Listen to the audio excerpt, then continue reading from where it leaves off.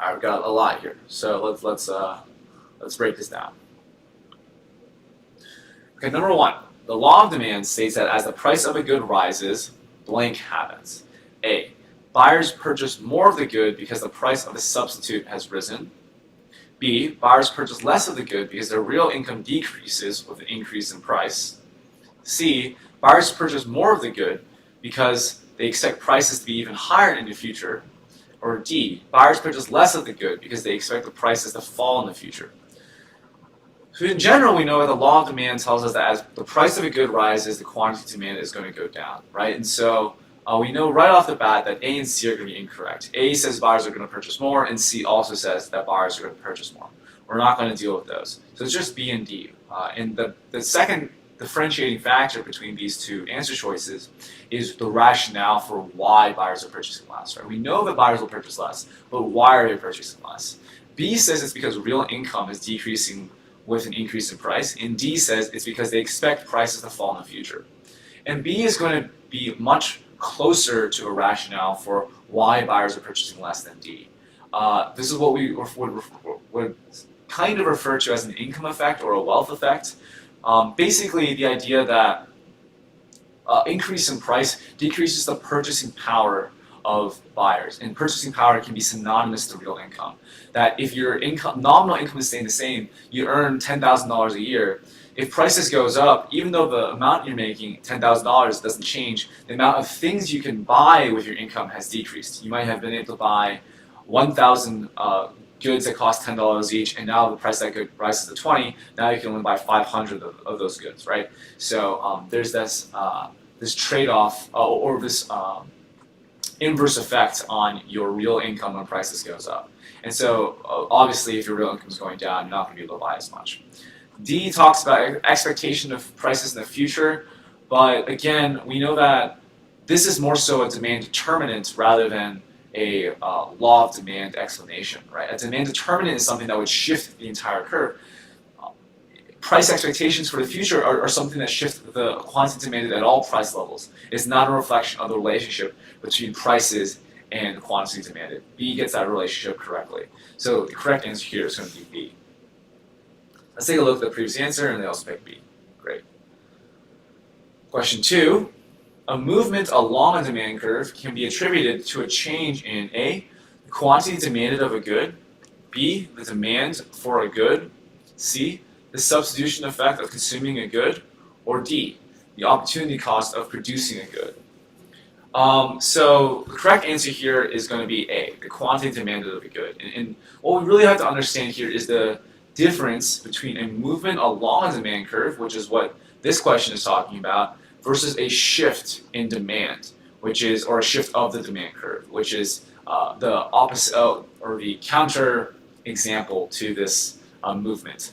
A movement is something that can only occur when there's a price change, and it means that we're reflecting basically the inverse nature of the law of demand. That as prices goes up, quantity demanded goes down. So that's a movement. If we drew it out, it would be the exact same graph.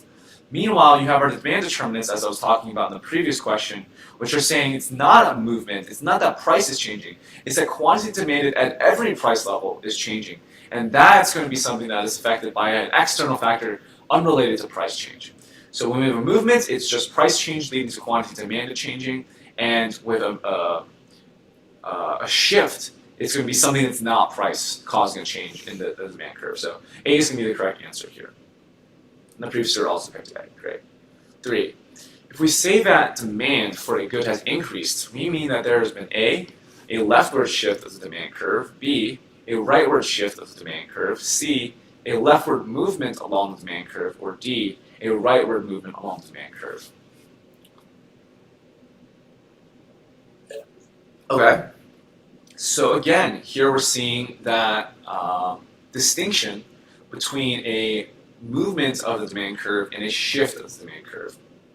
Now generally, when we say that demand for a good has increased, if there's no specific reference to there being a movement, then increasing demand refers to a shift of demand, right? So that'll immediately eliminate answer choices C and D, and we're left with A and B. And A is saying it's a leftward shift, and B is saying it's a rightward shift. Well, which one is it?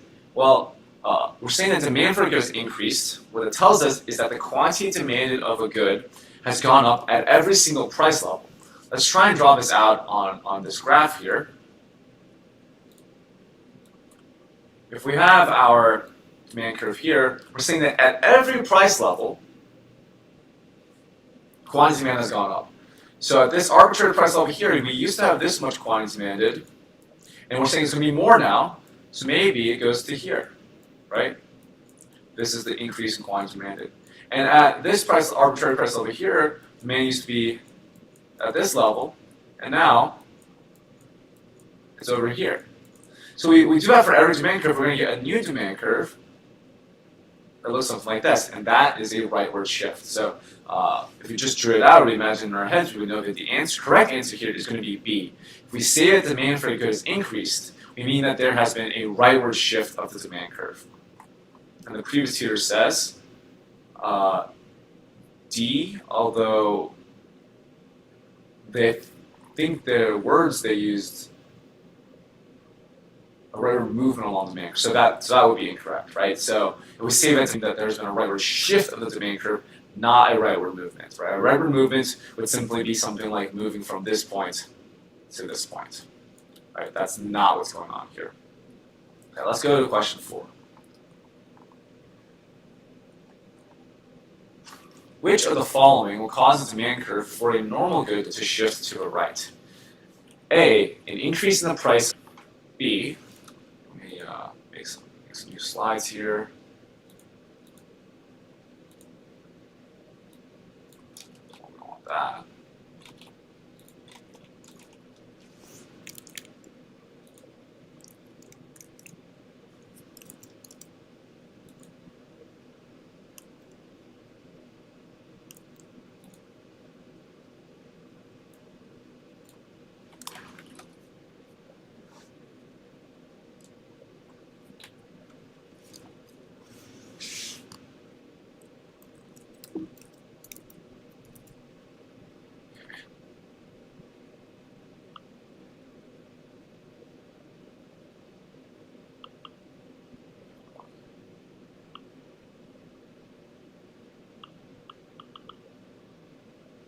Okay, well, we'll do that later. Which of the following will cause the demand curve for a normal good to shift to the right?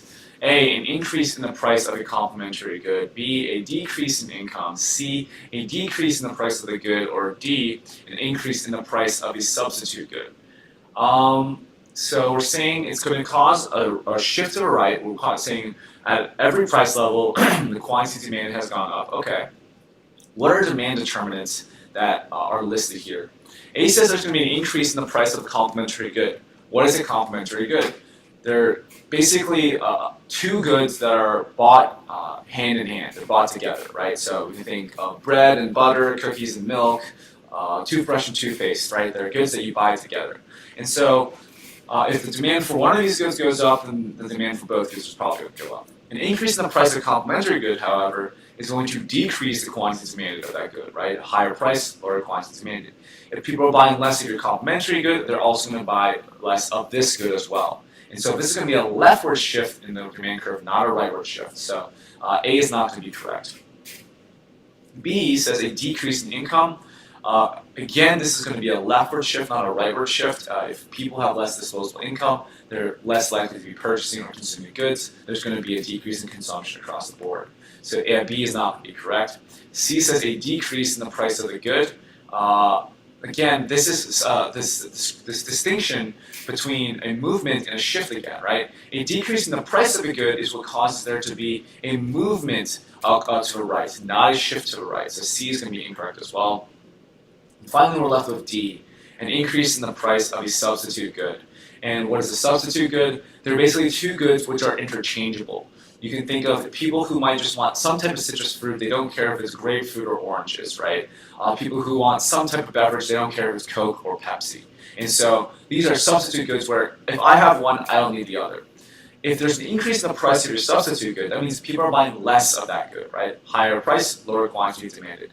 People buy less of that good, they're going to shift over to the to their substitute good, which is this good, and that's going to cause you to have higher demand at every price level. That is going to be our rightward shift that we're looking for in this question. So the answer to question number 4, which of the following will cause the demand curve for a normal good to shift to the right? The answer choice is D, an increase in the price of a substitute good. Let's take a look at the other answer choices. 4 says, which of the following will cause the demand curve for a normal good to shift to the right? Answer choice is D. Great. Let's go to 5. Which of the following best defines the supply? A, the amount of a good that is produced at the least possible cost, other things constant. B, the amount of good that producers are willing and able to sell at each possible price, other things constant. C, the amount of a good that consumers want to buy at different income levels. Or D, the amount of a good that producers want to sell at a fixed price. Well, we know that the law of supply is going to define the supply curve. And the law of supply tells us that as price goes up, quantity supplied goes up because producers are able to earn more money off their goods and they're going to be more motivated to produce those goods. Let's compare that law of supply definition to our understanding in the answer choices. A says that the amount of a good that is produced at the least possible cost, other things constant. So this is talking about like lowering like marginal cost, I believe, or something like that. And it's not really the definitions for supply, right? Suppliers aren't really concerned about producing something at the least possible cost, although that would be helpful. What they're really concerned about is how much are they going to sell given how much they can earn in revenue for their goods. So A is not going to get that relationship entirely correct. B says the amount of a good that producers are willing and able to sell at each possible price, other things constant, and this is much better of a definition, right? Given a price level, how much are producers willing to manufacture or produce, right? And holding other things constant. That's a much more all-encompassing answer. So we're pretty happy with that one. Let's go to C and D just to make sure. C said the amount of good that consumers want to buy at different income levels. Supply is completely on the producer side, has nothing to do with the consumer, so we're not going to be worried about this answer choice. And finally, D, the amount of a good that producers want to sell at a fixed price. And so the thing with the supply curve is just like the demand curve, price is flexible. It's the only thing that's flexible. We hold everything except for price to be fixed, right? And so to say that you want a fixed price is completely counterintuitive to our understanding of the supply curve and the supply side itself. So B is going to be the correct answer here. The amount of the good that producers are willing and able to sell at each possible price, other things constant. Let's take a look at the other answer choices. They said D, the amount of a good that producers want to sell at a fixed price, and so that's going to be incorrect. Why don't we take this chance to address some of the errors we found. So we know 3 was wrong, we know 5 is wrong. So for 3 we said correct answer is B. And for 3 it was that when we say the demand has increased for a good, we mean that quantity demanded has increased for every price level. This is synonymous to a rightward shift in demand. And then for 5, we said that the correct answer is, I believe B as well, right? Yes, B as well. Correct answer is B. Supply refers to how much producers are willing to produce or sell at various price levels, holding all else constant. And that's going to be that. Okay, so let's go to 6 then. The market supply curve of a particular product indicates the total quantities, A, that are actually sold during a given time period, B, that sellers are willing to offer for sale at a fixed price, C, that buyers are willing to purchase at alternative prices, or D, that sellers are willing and able to offer at alternative prices. And so again, just like we talked about with number 5, supply curve tells us the relationship between price level and quantity supplied. A says how much is actually sold, but again, it's a spectrum, right? How much is being offered and sold, that's an interaction between the demand curve and supply curve, interaction of what the price level is. So it's not going to be what the market supply curve itself really captures. B says that sellers are willing to offer for sale at a fixed price. And again, we said the price is not fixed, it's floating, it's variable, right? Price is the only thing that can vary on the supply curve because it's on the y-axis, right? And so sellers are willing to offer at sale at various price levels would be a better answer here. A fixed price would make this the wrong answer. C says that buyers are willing to purchase at alternative prices.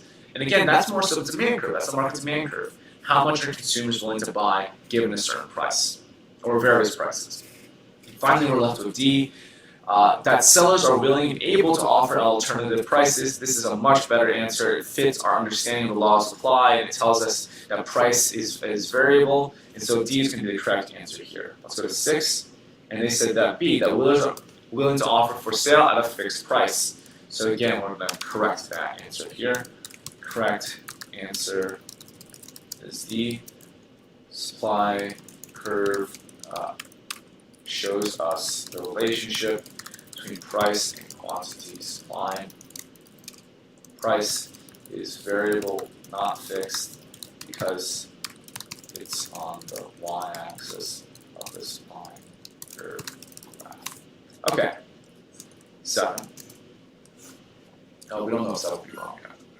7 says, when quantity demanded of a good exceeds the quantity supplied at the prevailing market price, what happens? A says that the demand curve shifts rightward until the surplus is eliminated. B says the market is in equilibrium. C says the price of the good will tend to increase, and D says the price of the good will decrease. And so, let's set up this scenario, right? We're dealing with a situation where quantity demand, we're dealing with a market. We have demand, we have supply, right? The quantity demand of a good exceeds the quantity supplied. That must mean that price is around here, right? Quantity demand is here, and that exceeds quantity supplied.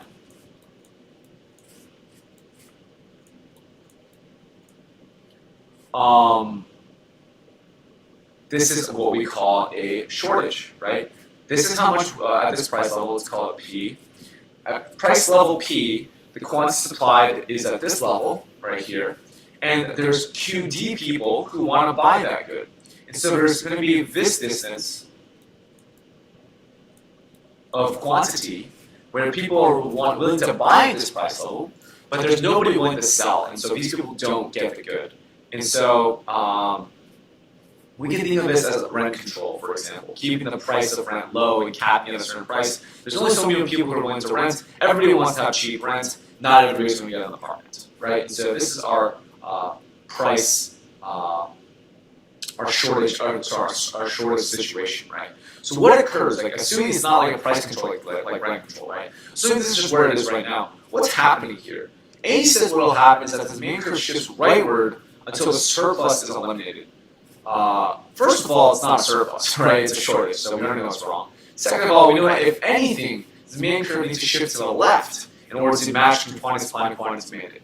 But third, we don't expect demand to shift whatsoever. This is still a problem of price. The only thing that's changing here is price. We don't expect that the solution is going to have to do with a shift in the curve. The solution has to do with a shift in price. So A is going to be incorrect. B says the market is in equilibrium. That's just false, right? Equilibrium would be if we were producing at this point right here at the intersection of supply and demand, where quantity supplied is equal to quantity demanded. So B is not correct. C says that the price of the good will tend to increase. Now this is going to be on the right track, right? What is the problem here? Price is too low, so there's a shortage. If in this situation, natural response is that a seller is going to say, hold on a minute, I've still got this many people who are willing to buy a good, and so far they can't buy one. I can afford to charge a little bit more for my good, and there will still be a decent amount of people who want to buy my good. So that's going to cause there to be upward pressure on price, right? Okay, so the seller does that, and now the price is a little bit higher. But there's still a shortage, and so the motivation to increase your price still exists because people are still going to buy it. And so you keep on increasing the price, and the upward pressure on price continues until you reach this point right here, the equilibrium, right? Where quantity supply is equal to quantity demanded. Now pressure is gone.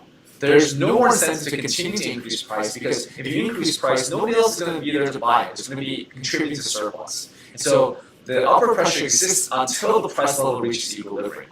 That's what C is going to be referring to when it says the price of the good will tend to increase. And that's going to be the correct answer. We can quickly look at D. D says the price of the good will decrease. That's just the opposite direction of progress in this market. So it's going to be incorrect. C is the correct answer here. Let's move on to the previous tutor's answer. And 7 previous tutors said C as well. Now let's go to 8.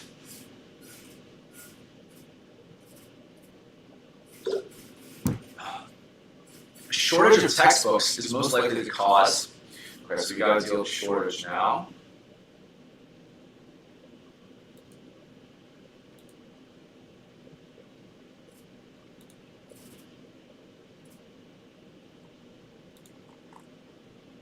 What's on here?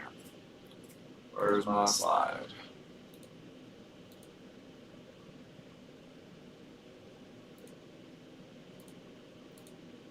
I see, I pressed the slide. My bad.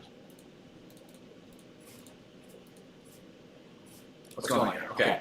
8 says a shortage of textbooks is most likely to cause A, an increase in the price of textbooks, B, a decrease in the supply of textbooks, C, a decrease in the price of paper, or D, an increase in the cost of printing. Let's break this down. What does a shortage of textbook look like? Go to the demand curve. That's not bad. Supply curve. A shortage is. Why did I draw a graph? Let's.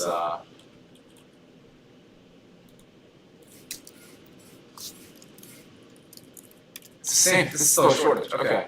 My bad, guys. We're still going with shortage. What is going to happen here if this is a shortage in the textbook market, the high quantity demand of textbooks, low quantity supply? A says increase in the price of textbooks. That seems to agree with what we talked about. Number 7, it seems to be almost the same question. B says a decrease in the supply of textbooks. We said that we don't expect there to be any shifts in either the supply or demand curve. This is a price problem, not a determinant problem. C says a decrease in the price of paper. It seems to be like a tertiary market or a secondary market issue. That's not really what's going to directly happen in this market. And D says increase in the cost of printing. Again, it's a tertiary market, not a primary market effect. And A is going to be correct, increase in the price of textbooks for the same rationale that we had for question 7. There's going to be an upward pressure on the price in order to, as sellers recognize that there's a money-making opportunity to increase the price and fulfill some of the demand that is given by the shortage. And so A is going to be answer choice A. Let's go to the previous tutor's answer, and they also said A. Great. Okay, let's go to 9. The most important characteristic of the equilibrium price is that it, A, maximizes the quantity demanded, B, clears the market, leaving neither a surplus nor a shortage, C, minimizes the quantity demanded, or D, guarantees that producers earn profit. So equilibrium price is that price in which, we can go back to this graph probably.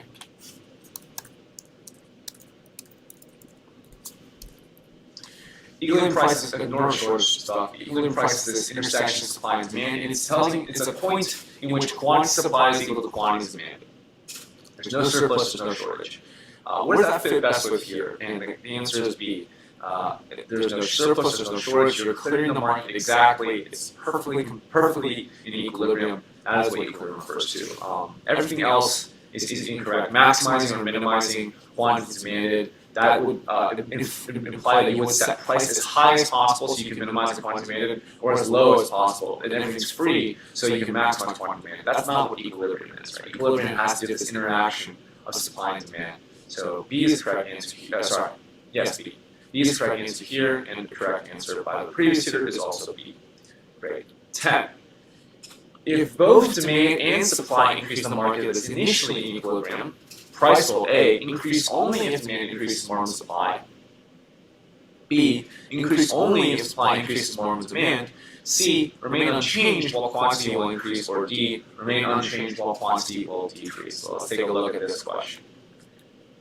So we draw this out. We've got equilibrium in demand curve. We've got a supply curve.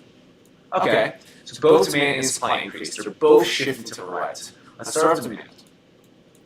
The rightward shift, we draw like this. And we're only caring about price, right? Price, what's going to happen with price? Okay, well, price has gone up, right? We started at this point here, we're moving up to this point here. The price is going up for this demand shift. Okay, so now what happens if the supply is increasing? Let's take a look. So supply rightward shift is going to look something like this.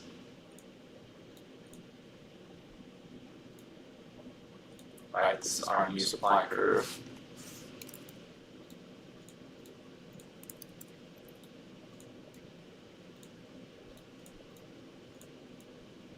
What's happened to price? Well, clearly price is going down, right? We were initially at this equilibrium point, and now we will be at this equilibrium point, holding demand constant, right? We will be at this equilibrium point. So there's a downward pressure on price when the supply curve shifts. All right, so we now know that they're opposite direction, opposite pressures on price, right? The demand shift to the right causes price to go up. The supply shift on the supply shift to the right causes the price to go down. So how does this inform our answer? So A says it will increase only if demand increases more than supply. And this seems to be remarkably. This seems to be the right answer, right? If we say that demand is going to go up, the only way that the price will go up, the only way that happens is if the demand effect on price is greater than the supply effect, right? The demand effect is the positive pressure. We're saying that price is overall going to go up, then it must mean that demand has increased by more than supply. The effect of demand has been more than supply, right? So A could be the correct answer. Let's check the other answers. B says increase only supply, increase more than demand. We just established that if you want to increase price, then it has to be the demand that is the dominant effect, not the supply. C says remains unchanged while quantity will increase, and it says remain unchanged while quantity will increase. And so, in that sense, when we're dealing with this supply and demand effect, it's easy to see in our model that maybe if we drew it exactly the way that we drew it, that price is going to remain the same. But we have to know that this is just like an abstract model, right? We are not characterizing that this is the only way a supply and demand increase will happen in the market. It's possible that supply will increase by a little bit, demand will increase by a lot, or vice versa. And so, C is going to be incorrect. We can't say for sure that the price will remain unchanged. And finally, D, same thing. We can't say for sure that the price will remain unchanged while quantity will increase, will decrease. So the correct answer here is going to be A. And the previous year's answer is also A. So we've marked 3 questions here as incorrect, 3, 5, and 6. But otherwise, the previous year got it pretty good. So we'll mark this as incorrect so that these can be reviewed, and we can move on to the next question.